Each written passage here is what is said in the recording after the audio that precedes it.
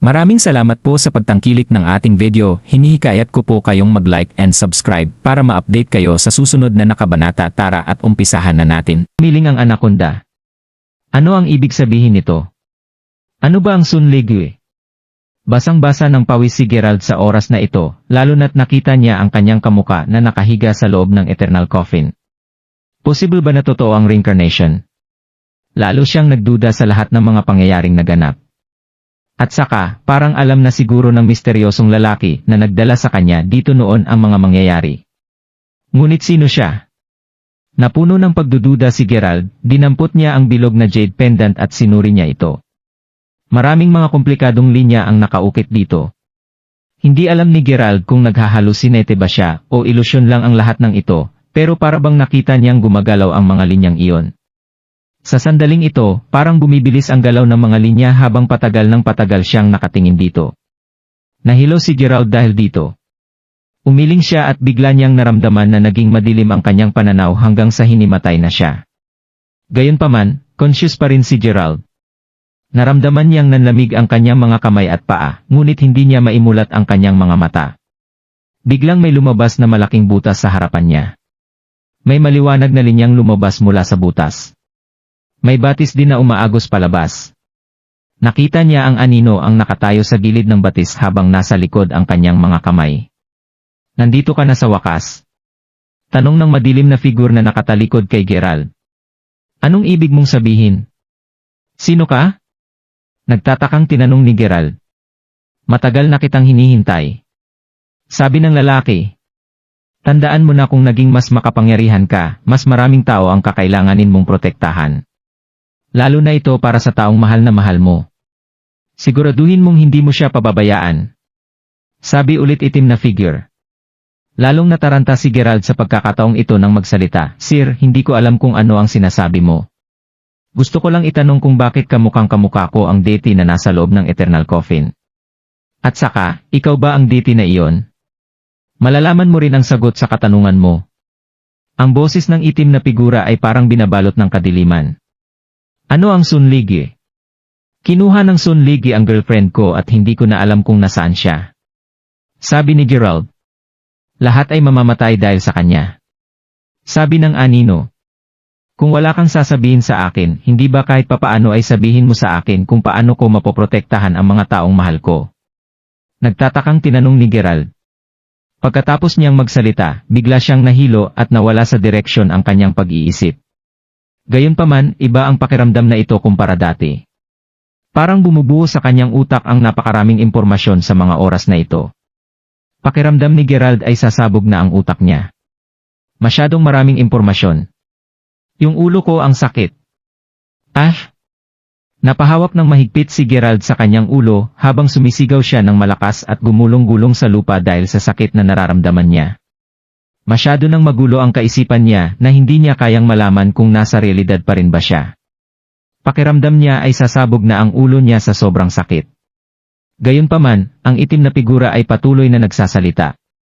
Mula ngayon, kailangan mong maging mas maingat lalo na sa mga tao na nasa paligid mo. Ito ay dahil ako ay ikaw, at ikaw ay ako. Mamamatay na ako. Bilisan mo at iligtas mo ako. Bumubula ang bibig ni Gerald at kitang-kita ang mga puti ng kanyang mga mata habang patuloy siyang nagpupumiglas sa lupa. Boom! Makalipas ang ilang segundo, parang bumuo ng medium ang lahat ng impormasyon na pumasok sa isip niya hanggang sa sumabog ito ng malakas. Nagsimulang bumulwak ang dugo sa bibig ni Gerald nang tumigil siya sa pagpupumiglas bago siya nawalan ng malay. Drip, drip, drip! Hindi alam ni Gerald kung gaano katagal siya nawalan ng malay, ngunit unti-unti siyang nagising nang marinig ang tunog ng pagpatak ng tubig. Pagtayo niya, natuklasan ni Gerald na nasa underground palace pa siya. Nakatitig sa kanya ang anaconda na may pag-aalala sa mga mata nito. Hindi pa ako patay. Medyo nagulat si Gerald. Gayunpaman, agad namang nabura ang kanyang ngiti nang may bigla siyang napagtanto. Biglang naalala si Gerald, ngunit ang memorya na ito ay hindi nagmumula sa kanya. Masyadong marami ang impormasyon sa isip niya. Marami siyang martial arts skills at kapangyarihan mula sa memorya na ito. Naramdaman ni Gerald ang naging master na siya sa mga kakayahan na ito.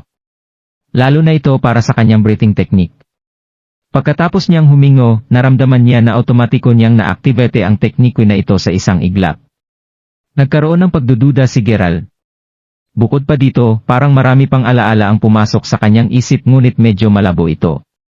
Kahit ano pa ang isipin ni Gerald, wala siyang maalala. Dahil ba ito sa jade pendant na iyon? Hindi lang iyon. Natuklasan din ni Gerald na lumakas siya at naging malaki ang kanyang pangangatawan. Iniunat niya ang kanyang mga palad upang i-activate ang kanyang inner strength, lumabas ang bugso ng init at enerhiya sa pamagitan ng kanyang mga kamay. Meron akong inner strength at outer physique. Ang Great Master Realm. Tuwang-tuwa si Gerald nang mapagtanto niya ito. Bukod dito, ang kanyang inner strength at breathing technique ay nagiging makapangyarihan. Higit pa rito, mas malakas ang inner strength ni Gerald ngayon kumpara sa dati. Mas malakas at mas makapangyarihan siya ngayon. Inilabas ni Gerald ang kanyang light band at isinagawa niya ang isang set ng swordsmanship. Napakalakas ng kanyang aura blade. Mas mabilis na nakarating ang aura blade kaysa sa kanyang espada. Kaya niyang hatiin sa dalawa ang isang malaking bato na 10 metro ang layo. Higit pa rito, lalong lumalakas ang kanyang inner strength sa tuwing ginagamit niya ito. Ito na kaya ang Great Master Realm? Bakit parang ilang beses na mas malakas ang isang tira ko kumpara kay Lolo o maging kay Christopher Moldel? Kung gagamitin ko ang lahat ng lakas ko sa aking mga atake, siguradong magiging mahirap para kay Christopher na labanan ang aking mga atake kahit na sa tulong ng kanyang mahiwagang salamin. Hindi naman sa mayabang si Gerald. Gayunpaman, talagang nagmamayabang siya sa oras na ito. Sinabi ng lolo na ang pinakamisteryosong kaharian sa mundong ito ay ang dakilang Master Realm. Pero bakit nararamdaman ko na parang nalampasan ko na ang realm ng Great Master, naisip ni Gerald. Kinuha ni Gerald ang jade pendant at sinuri niya ito. Maraming sinabi sa kanya ang anino na iyon, ngunit hindi pa rin ito kumpleto. Napansin niya rin na ang tono ng kanyang pananalita ay nag-aalangan at nalulungkot. Ang madilim na figure ang nagbigay sa kanya ng lahat ng ito at parang may gusto itong gawin. Gayon din, naalala ni Gerald na ang huling sinigaw nito sa kanya ay, "Ako ay ikaw at ikaw ay ako." Hindi kaya si Gerald ang reincarnation ng deity na ito? Muli namang pinagmasdan ni Gerald ang bangkay na nakahiga sa loob ng Eternal Coffin. Hawakan ko muna ang jade pendant na ito. Marami pa rin akong pagdududa tungkol sa Eternal Coffin na hindi ko kayang lutasin ito ng agaran. Isasara ko muna ang kuweba at papasok ulit ako sa susunod, aalamin ko ang mga kasagutan sa tanong ko dito. Naisip ni Gerald sa kanyang sarili. Pagkatapos nito, itinago niya ang jade pendant. May isang tao na kamukhang-kamukha niya ilang libong taon na ang nakalipas at nakahiga ito sa Eternal Coffin. Dahil dito ay naguluhan si Gerald kaya minabuti niyang pag-isipan ng maigi ang kanyang mga aksyon. Sa sandaling ito, tila may gustong sabihin sa kanya ang anaconda. Bigla itong sumirit habang papalapit ito sa isa sa mga mural. Pagkatapos nito, itinuro nito ang mural kung saan ginaganap ang gabi ng Boreal, kung saan lumabas ang matandang pulubi upang harangin ang deity sa pagkakalibing ng kasama ang babaeng nakaputi. Partikular na itinuro ng anaconda ang babaeng nakaputi. Ano ang gusto mong sabihin? Ibig mong sabihin gusto mong hanapin ko ang babaeng nakaputi, tanong ni Gerald. Tumango ang anaconda. Pagkatapos nito, tiningnan ng anaconda ang Eternal Coffin at ang jade pendant sa kamay ni Gerald. Ito ba ang gustong ipagawa sa akin ng anino? Gusto niyang hanapin ko siya, tanong ni Gerald. Muling tumango ang anaconda. Sa puntong ito, naalala ni Gerald ang kakaibang panaginip ni Lyra bago siya pumunta sa disyerto. Kung nagustuhan mo ang mga ganitong video, huwag mong kalimutan mag-like and subscribe. Panoorin mo na rin ang mga naunang kabanata para lalong maubos ang oras mo. Muling tumango ang anaconda. Kung hindi ito nangyari sa harap mismo ng kanyang mga mata, hindi maniniwala si Gerald na totoo ito. Ang anaconda na ito ay mas matanda pa sa kanyang mga ninuno. Bakit hindi mo ako pinatay? Dinala ka ng matandang pulubi underground palas noon. Kaya sa malamang ay gusto niyang bantayan mo itong sinaunang libingan. Kailangan mong patayin ang sinumang makapasok sa sinaunang libingan na ito, tama ba? Hindi napigilan ni Gerald na tanungin ang anaconda.